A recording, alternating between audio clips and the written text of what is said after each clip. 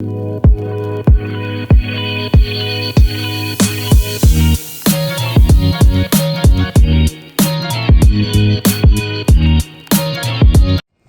guys, today's video is about Harry Potter. I know most of you are fans of Harry Potter, but yeah, I'm here to show you some top places around in Edinburgh which is related to Harry Potter. As all of you know that 99% of the book which J.K. Rowling has written is inspired from Edinburgh, and it's been written when she was in Edinburgh. So I'm gonna show you some places around, and the inspiration was from Edinburgh. You will see when I'll take you to the places, and you will be able to guess around. So the orphan kid thing and the trains and all the valleys, these all things came from Edinburgh. See you.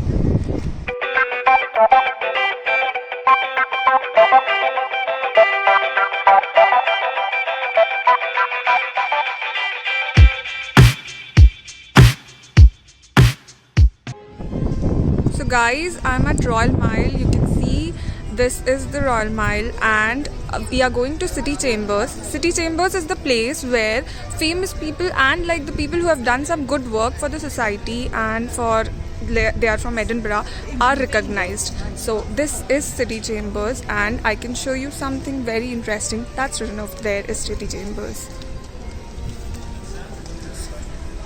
If you will see, there are some fingerprints, handprints over there, and I'll show you what is interesting about it. Yes guys, that is J.K. Rowling's handprint. She was recognized because of her good work for society, and this is City Chambers. You can come right over here and see her handprints.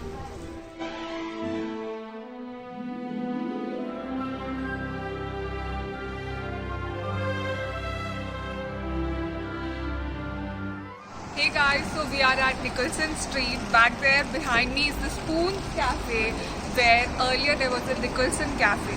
You all might be knowing, but I'm just here to tell you that this is the place where J.K. Rowling wrote the earlier initial parts of Harry Potter.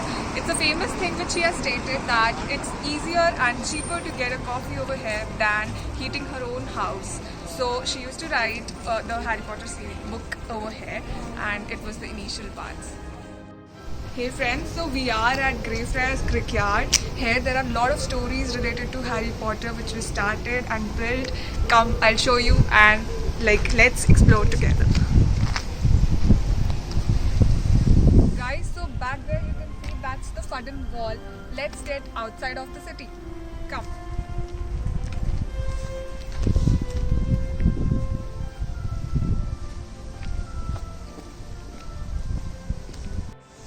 So friends, we are here where you can see back there, that is one of the costliest schools of Edinburgh, but it has been said that this was the last wish of King's Goldsmith to have a school for orphans, and that is the place where J.K. Rowling's kids used to study, and she used to come here to pick them up. So most of the inspiration I'll show you how she has taken from this place, but yeah, you'll get to know. Now the most interesting thing which I'll show you is back there. That's the castle, and if you will see, that's the school, and if you will combine it, you can see the view of Hogwarts. Isn't it amazing? Now I'll take you to the places where she is inspired from the characters. Come, let's see some characters of Harry Potter. So this is the gravestone which I am pointing towards. If you could see, can you relate? Can you get it? Yes, Professor McGonagall it is. I hope you could find the inspiration thing which I was talking about. Yes, it's Mad-Eye Moody. Professor Alistair Moody it is. So I hope you can guess how the inspiration comes over here. Now what I'm showing you is this. People have a story over here which says that this was the gravestone of a person named Sirius Black. If you could see, that's written over there, but it got stolen or something. I don't know the exact story what happened, but there are rumors that this was the gravestone of Sirius Black. There you can see.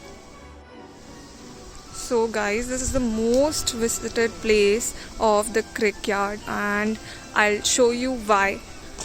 I know you guys would be able to relate on your own, but yeah, there we go. Can you see what I'm pointing towards? So you can relate whose graveyard it is, the one who must not be named. You can see the father's name is Thomas Riddle and son's name is also Thomas Riddle. Yes, correct. It's Voldemort.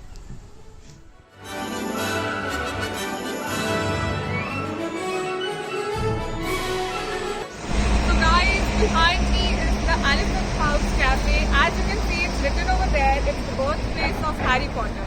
Yes, right. People say that this is the birthplace of Harry Potter, but actually there are rumors that this is the place where second, third and fourth part was written. Also, this place is very near to the Crickyard which we just went. So it was easy for J.K. Rowling to come over here and write the parts of Harry Potter.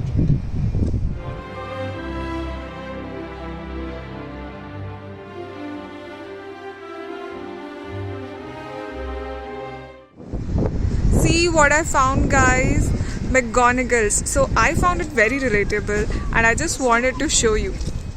I am here where you can see behind me is the National Library of Scotland and I'm going towards the Victoria Street, which is the inspiration for Diagon Alley. Come with me, I'll show you. That's Victoria Street.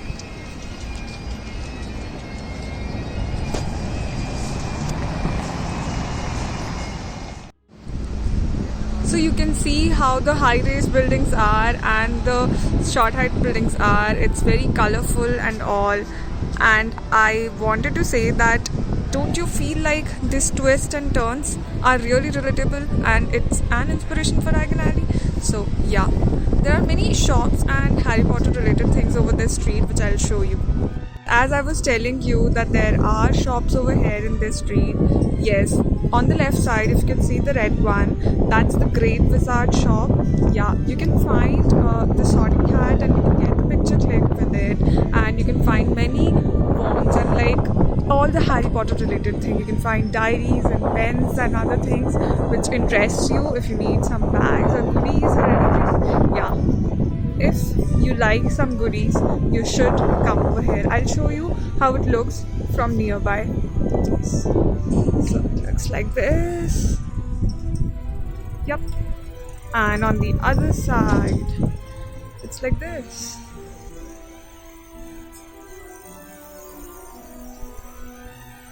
The Great Wizard shop. The Red Door Gallery which you can see over there was a handmade broom shop earlier at that place, and that's the place from where all the brooms were made for Harry Potter series.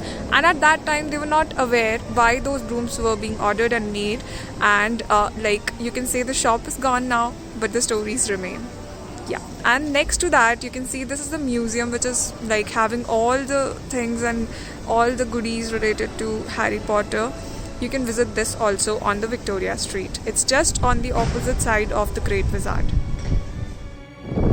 Guys, that is the Ahaha shop which is being named as that, but at present the name is not written, and this is the shop where mostly weird and Weasley stuff is sold.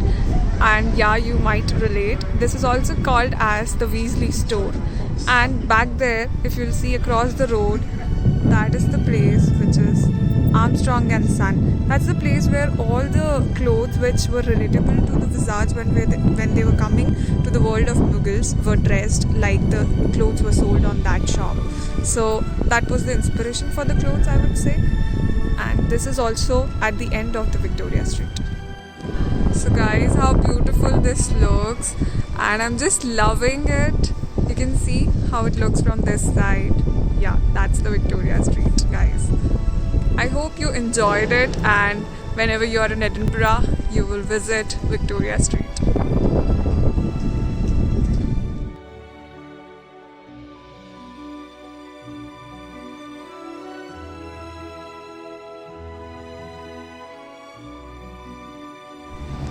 Guys, what you can see in front is the Hotel Balmoral. That's the place where J.K. Rowling wrote the last part because she needed the isolation and she was like locked inside that room for 6 months. Only the hotel manager and the room service person was knowing that she's in. And as she completed the last part over there, she has done a signature of over a Greek god sculpture in the room, and it's like kept as a memory of her.